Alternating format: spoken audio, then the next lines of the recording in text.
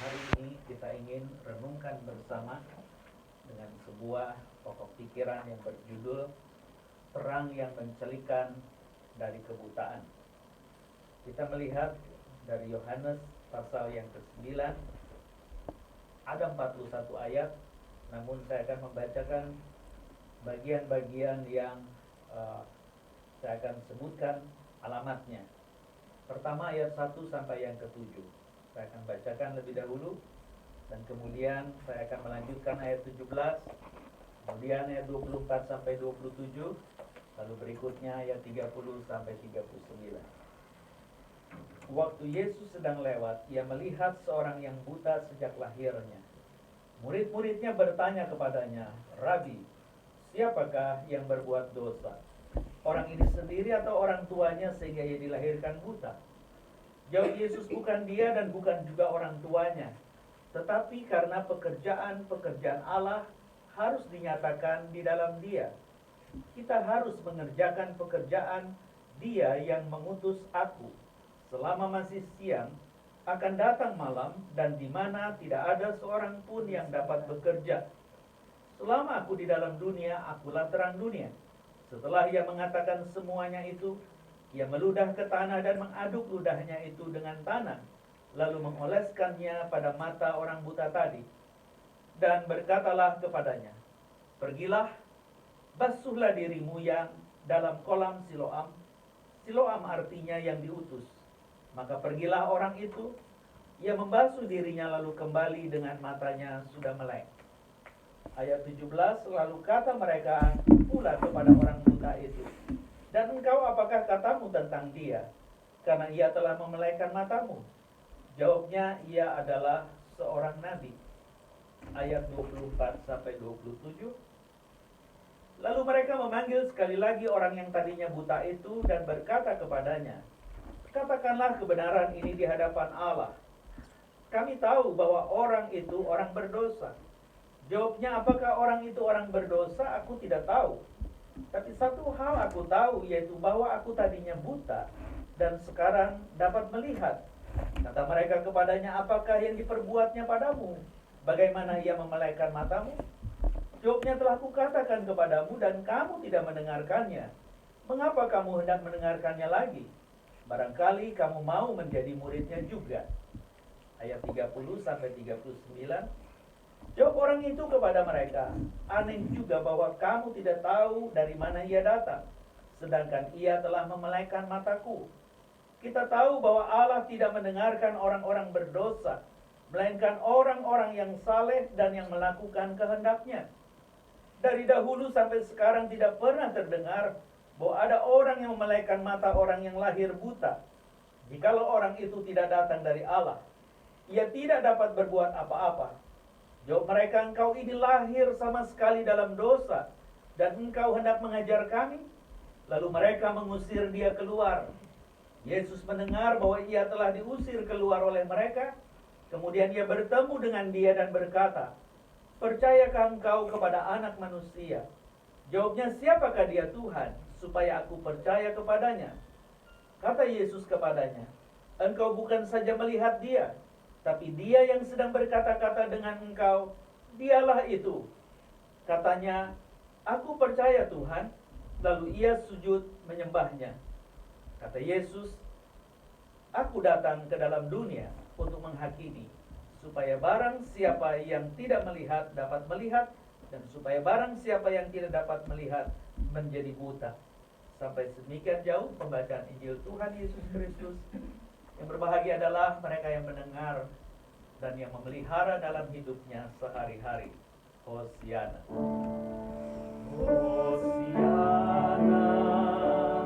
Hosiana. Hosiana.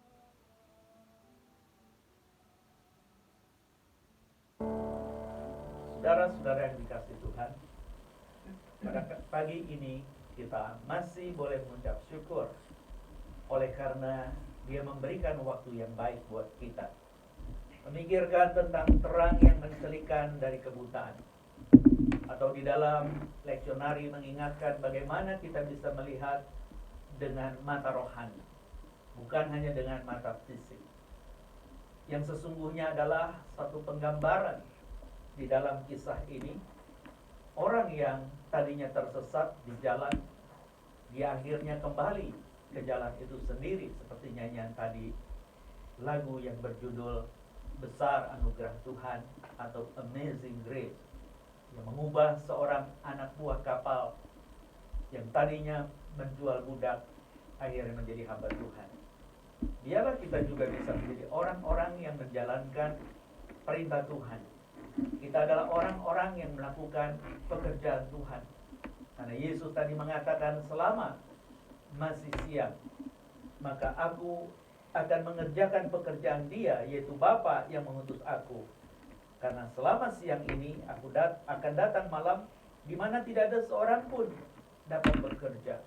Persis seperti Paulus juga mengatakan di dalam bagian yang tadi kita tidak baca, sebagai bagian berita anugerah di Efesus 5, bahwa hari-hari di depan itu jahat, dan mungkin kita akan terjerat di dalamnya. Itu sebabnya biarlah kita hidup di dalam hikmat Tuhan. Apa yang sebenarnya dia mau katakan? Biarlah engkau hidup bukan di dalam kegelapan, tetapi menjadi anak-anak terang. Dan apa itu sebenarnya anak-anak terang? Itu anak-anak yang di dalam perilakunya akan menghasilkan kebaikan. Agathosune. Kata sifatnya agathos. Agathosune itu kata bendanya. Yang artinya orang-orang yang mempunyai sebuah ketulusan di dalam batin, di dalam pikiran, sehingga apa yang dimunculkan di dalam kehidupannya adalah kebajikan yang dirasakan orang. Itu makna dari agathosune. Dan kemudian juga disebut dengan keadilan, yang disebut dengan dikaiosune, dari dikaios, dike, yang artinya hukum. Dan yang menarik bahwa dua istilah dikaiosune dan yang terakhir adalah kebenaran, berbuah kebenaran, aletheia, itu dua-duanya dipakai oleh Paulus sebagai makna tentang kebenaran. Tapi yang satu mau dikatakan dikaiosune adalah kebenaran oleh karena dasar hukum, dike. Sementara aletheia itu kebenaran yang berikutnya adalah kebenaran yang tadinya tersembunyi, terkurung di dalam satu tirai, akhirnya tirai itu dibuka, tersingkaplah dia, dan itulah kebenaran. Jadi dengan kata lain, biarlah hidup sebagai anak terang, kita hidup di dalam terang Kristus. Berarti kita tidak mendasari yang lain, yaitu Kristus yang menyatakan diri dalam rupa manusia. Dialah dasar dike itu, hukum, yang lewatnya engkau dan saya dibenarkan ketika kita percaya. Itu makna daripada berita anugerah, supaya kita menguji dirinya. Maksudnya diri kita masing-masing. Apa yang sebenarnya berkenan kepada Allah. Jangan-jangan kita membuahkan kebaikan yang dirasakan orang. Juga soal keadilan kita memperlakukan sesama. Dan orang menikmati kebenaran yang kita sampaikan. Tapi sebenarnya yang kita hasilkan itu bukan apa yang disebut dengan kebaikan, keadilan dan kebenaran yang bersumber pada hukum kitab suci ini. Tapi hukum batin kita, yang semua orang juga punya satu rasa yang sama, bahwa kita memperlakukan sesama sebagai ciptaan Tuhan. Tetapi semuanya itu tidak mendatangkan sukacita surgawi. Karena pada waktunya Tuhan akan menolak kita. Kenapa bisa begitu? Karena kita lupa bahwa sesungguhnya ketika kita menguji diri dan semua karya kita menyenangkan, karena kita sampai di dalam target itu. Dan target itulah yang mau dikatakan di dalam sabda tadi, bahwa saya, saudara, melakukan kehendak Tuhan di dalam rencana-rencana kerja. Sehingga orang-orang ketika dijabarkan di dalam narator Yohanes 9, dikatakan dosa siapakah? Apakah orang tuanya atau dia sehingga dia dilahirkan buta? Kata dosa di sana mungkin saya bisa mengingatkan saudara-saudara sekalian. Dosa dengan tulis hamartia itu bisa dijabarkan seperti target yang harusnya anak panah itu dilontarkan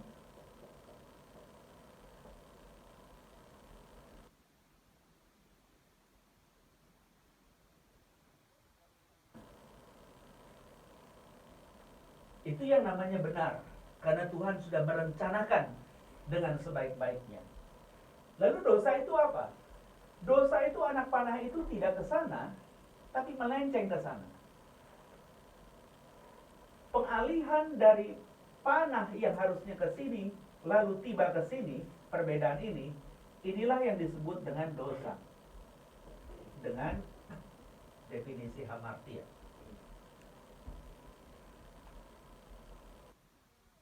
Harus kembalikan arah ke sana. Maka ada satu kisah yang tidak dibuat-buat, nyata. Bahwa si buta itu betul-betul lahir. Dan pasti orang pada waktu itu mengatakan dia adalah orang berdosa. Karena kalau tidak berdosa, dia akan lahir sempurna. Tapi waktu itu Yesus mengatakan bukan soal dosa dia atau orang tuanya, tapi supaya karya Tuhan diberitakan lewat kebutaan itu. Lalu apa yang kita lihat di dalam bacaan tadi 1 Samuel 16 ayat 7? Itu sebenarnya adalah cerita umat Tuhan yang merindukan seorang pemimpin sesudah masa hakim-hakim Samuel. Lalu muncullah seorang raja yang dirindukan oleh Israel sebagai umat. Namanya Saul, yang artinya dirindukan, diingini, desire. Dan ketika dia muncul, justru dia dirindukan dan orang bangga karena penampilan fisik yang luar biasa. Sangat hebat. Dia terpilih karena dia satu-satunya orang yang lebih tinggi dari yang lain dan tampan. Dan orang senang karena dia menjadi negarawan pertama yang akan memimpin Israel. Tapi tahukah saudara, di dalam karyanya, dia sama sekali tidak mencapai target. Dia jatuh ke sini. Dan dia gagal. Akhirnya Samuel diperintahkan Tuhan untuk menggantikan Saul. Dipilihlah dari keluarga Isai. Kenapa harus Isai? Karena itu yang sudah direncanakan dari kekal. Bahwa tunggul Isai yang diberitakan di dalam nubuatan Nabi tidak akan mati terus. Dia akan muncul pucuk baru yang lewatnya kerajaan Allah, kerajaan Israel akan berdiri tegak. Dan siapa yang dipilih? Dia melihat Eliab yang pertama. Dia melihat Abinadab yang kedua. Dia melihat Syama yang berikutnya. Yang sebenarnya mau menjelaskan Tuhan itu Bapakku. Lalu kemudian dia katakan bahwa Allah itu juga hal yang hebat. Dan kemudian juga ini adalah hal yang luar biasa. Semuanya tidak dianggap oleh Tuhan, karena Tuhan mengatakan mereka sudah ditolak. Maka akhirnya muncul seorang yang bernama Daud, gembala ternak di tengah keluarga yang tidak banyak. Dengan kata lain, dia adalah orang yang kecil, yang tidak dihargai, karena profesi peternak pada waktu itu adalah profesi yang tidak ada harganya. Jangan lupa itu. Tapi dalam diri Daud sebagai gembala, pada akhirnya dalam kepekaan dari Tuhan, dia menjadi raja. Dan dia mengatakan di dalam Mazmur 23, oleh karena dia mendampingi aku di lembah bayang maut, aku tidak takut bahaya. Karena gadamu yang bisa menghancurkan hewan buas atas kawanan domba, engkau ada di sana. Dan ketika ada kawanan domba yang coba meleset dari pimpinan sang gembala, tongkat itu menggiringnya kembali. Itu sebabnya dia mengatakan, gadamu, tongkatmu, atau ungkapan aku perlu engkau Tuhan. Dan akhirnya Tuhan menganugerahkan dia segala kebutuhan dari domba yang diberikan oleh gembala. Bukan lagi rumput, air sungai yang ada di halaman, tapi masuk di dalam istana kerajaan Tuhan.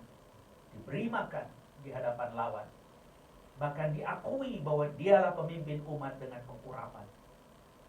Akhirnya Daud sebagai raja yang diubah dari seorang gembala, dia mau mengatakan, kemurahan Tuhan saja, kebajikan Tuhan saja yang kudapatkan hari ini.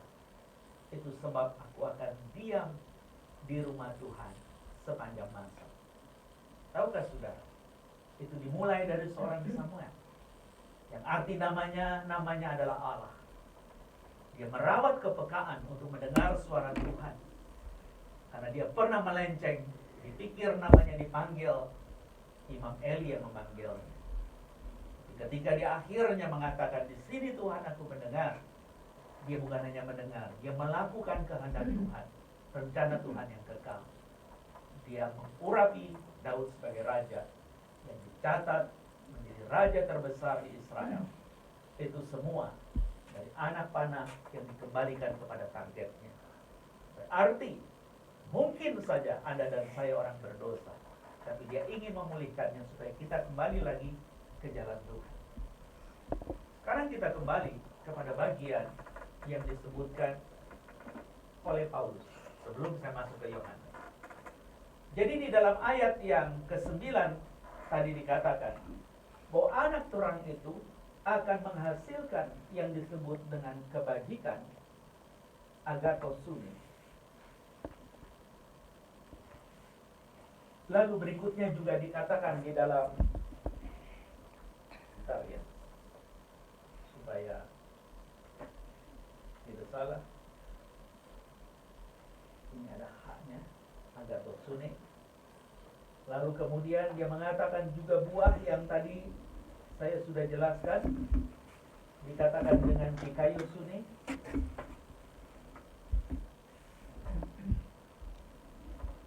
Dan berikutnya dia mengatakan juga dengan kebenaran yang disebut dengan aletheia.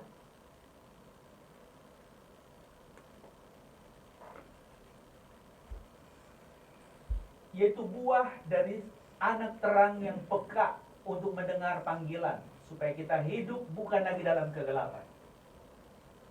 Nah, di dalam bacaan leksionari hari ini memasuki minggu keempat, kita membaca dalam Yohanes tadi. Maka pada akhirnya si buta memang tidak pernah melihat. Kata melihat yang pertama itu menggunakan istilah blepo. Blepo itu artinya melihat dengan mata fisik. Misalnya saya mengatakan bahwa dinding ini berwarna coklat muda. Saya menggunakan jas biru.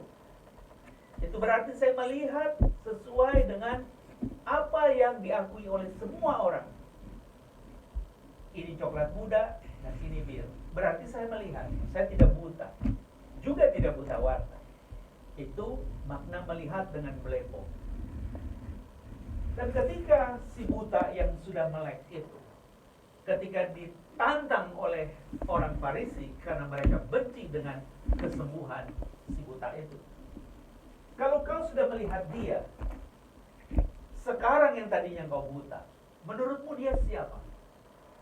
Ternyata blepo itu sampai kepada sebuah pemahaman Yesus itu sekedar nabi. Lalu kita tanya, nabi itu apa? Utusan Tuhan yang mengatakan yang benar dan akan terjadi, dia nabi. Kalau tidak terjadi, dia nabi palsu. Kenapa dia sampai di kesimpulan itu? Dia tidak melihat siapa Yesus dan dia tidak pernah kenal. Dia merasakan hadir terang itu. Lalu dia merasakan apa yang sebenarnya dia terbiasa puluhan tahun. Dan Yesus dikatakan meludah, mengaduk. Pada hari itu disebut hari Sabat di ayat berikutnya. Kemudian sesudah dia mengamur, adukan tanah dengan air liurnya, dioles ke mata yang buta, dan Yesus menyuruh, pergilah basuh dirimu di kolam Siloam, maka engkau akan celip. Jadi itu yang dia dengar. Itu yang dia tahu. Boleh diperintahkan ke Siloam. Mestinya kalau dia dari lahir sudah buta, dia tidak pernah tahu Siloam itu di mana, seperti apa. Dia tidak pernah tahu. Barangkali meskipun tidak ditulis di sana, ada orang yang mendampingi dia ke sana. Berharap di dalam situasi ruwet seperti ini, menakutkan seperti ini karena COVID-19, engkau bisa menjadi sesama yang berbagi dengan cara yang sudah diatur oleh negara hari ini. Supaya orang yang buta itu bermakna. Singkatnya dia tiba di Siloam, dia celip benar. Dan hari itu dia tidak pernah tahu Yesus seperti apa. Dia tidak pernah tahu sebenarnya dia siapa. Kecuali satu yang dia alami. Dulu aku buta, sekarang aku melihat. Itu bagian yang kita tidak boleh lupa. Dan menarik, kenapa orang tidak suka dengan kesembuhan si buta? Hanya karena ada satu alasan ritual yang dilanggar oleh Yesus. Dia melakukan itu, yaitu waktu mengaduk tanah dengan air liurnya, dianggap itu sebuah kerja. Dan hari Sabat tidak boleh kerja. Yesus pernah di bagian lain menjawab orang-orang yang tidak suka ketika murid-muridnya makan tidak mencuci tangan, karena itu dianggap najis.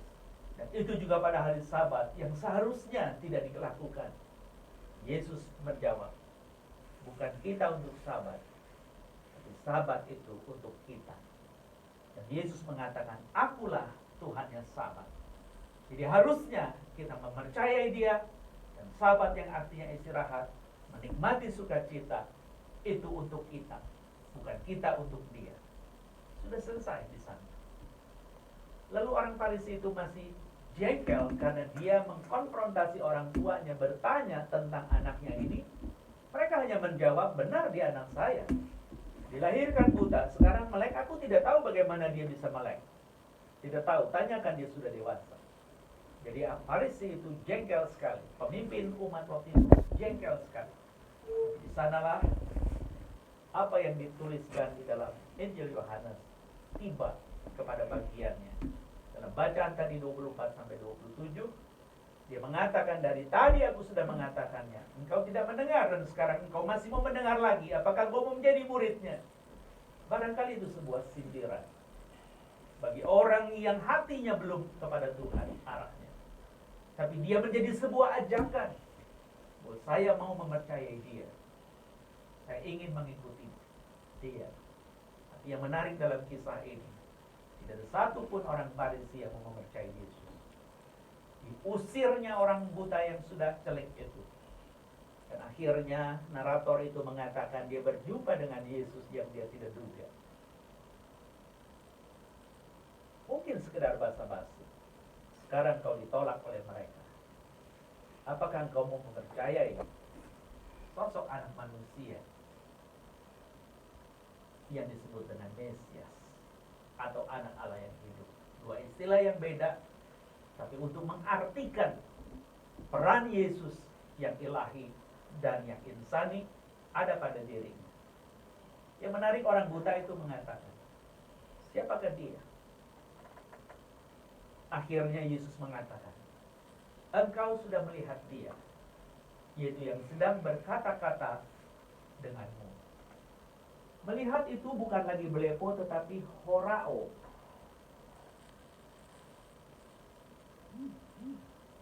Dan sekarang ketika dia melihat Yesus, dia bukan lagi nabi, tetapi dia Mesias, Tuhan.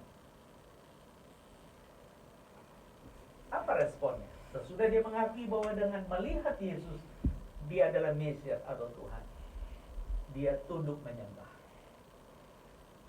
Itulah yang sebenarnya menjadi tugas kita, untuk membawa orang-orang yang hidup dalam kegelapan supaya mereka mendengar kabar baik atau Injil, dan mereka diubahkan oleh Injil itu sendiri, dan bukan hanya melihat Yesus Kristus Nabi, tapi Yesus adalah Mesias, Tuhan. Ini berita gereja mula-mula, yang kau salibkan dan dibangkitkan Allah pada hari yang ketiga, jadi Kristus dan Tuhan.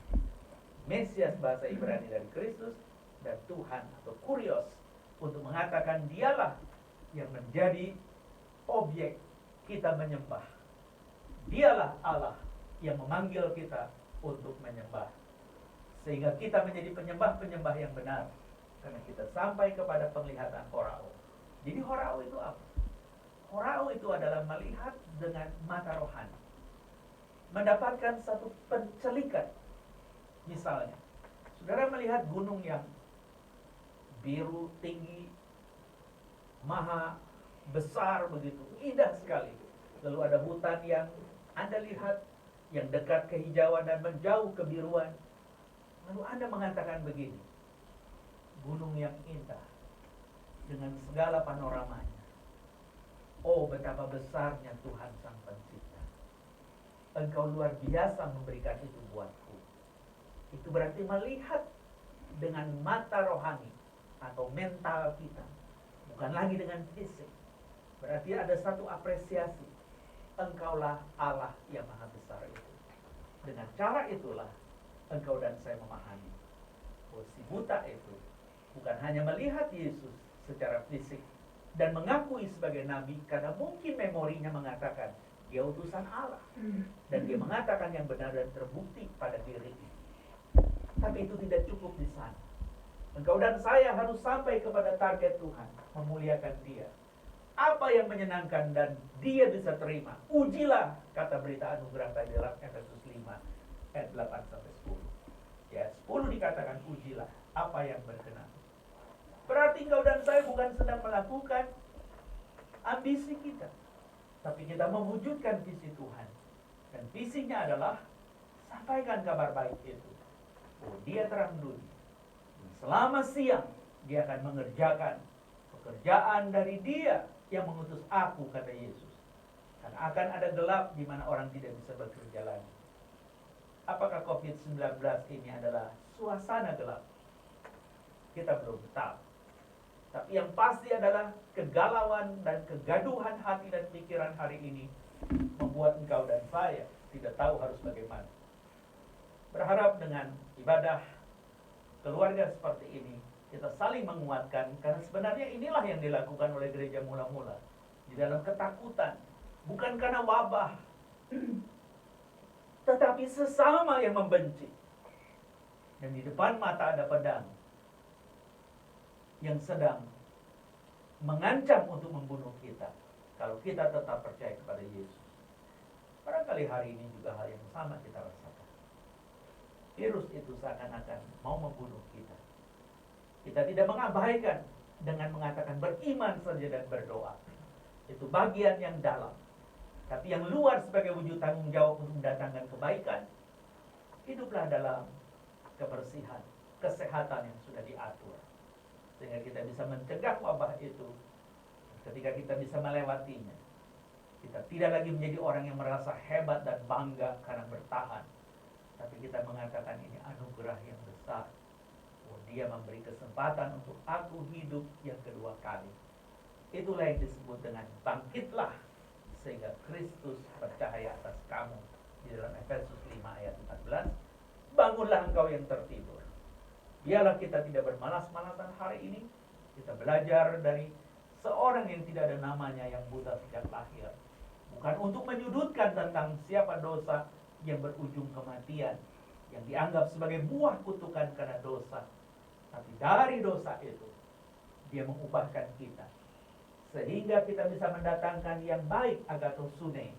Dia bisa memberikan juga buah di kaiosune, yaitu hal yang disebut keadilan berkait dengan hukum, dan aletheia, yaitu kebenaran yang memerdekakan, yang tadinya kita tidak kenal, tapi Yesus yang adalah Allah menjadi manusia. Kita menjadi tahu siapa Allah yang menyatakan dirinya. Berdasarkan itulah kita hidup di dalamnya. Ketika engkau dan saya hidup di dalamnya, kita mendapatkan anugerah yang besar itu. Saudara-saudara yang dikasihi Tuhan, biarlah kita boleh hidup dengan mata yang sudah dicelikan. Atau dengan kata lain, kita bukan hanya menggunakan mata fisik kita, tapi darinya menjadi jendela untuk melihat hal rohani di sana, di balik itu. Sehingga kita boleh menggunakan mata ini untuk melihat karya-karya Tuhan yang besar. Jadi kalau boleh disimpulkan, seorang teman yang membuat tafsir leksionaris, Pendeta Rinto Tampu Bolon dari GKI Taman Aries, mengingatkan kepada kita, kalau Samuel punya kepekaan untuk melihat rencana-rencana Allah sehingga dia membatalkan keinginannya memilih kakak Daud, dan akhirnya Daud. Yang dia rasakan itu sebenarnya tidak harus, tapi dia gentar dengan Tuhan. Dia melihat masa depan Israel sebagai umat harus seperti apa. Maka diurapilah Daud. Dan benar, lewatnya akan ada Yesus dari tunas Ishak yang sejati lahir. Yang dalam sebutan kita inkarnasi menjadi daging dalam Yesus. Dan ketika Paulus juga boleh punya kepekaan untuk menjawab panggilan menjadi anak-anak terang, dia mengubah yang tadinya menolak Yesus dan sekarang memberitakan Yesus dengan perkataan, aku tidak mau tahu yang lain kecuali Kristus yang tersalib. Biarlah kita juga menjadi orang-orang yang melakukan pekerjaan-pekerjaan Allah seperti orang buta yang diceritakan dari Siloam, yaitu orang yang bukan hanya disembuhkan tapi dijadikan utusan. Jadilah utusan Tuhan sampai Maranatha. Tuhan memberkati.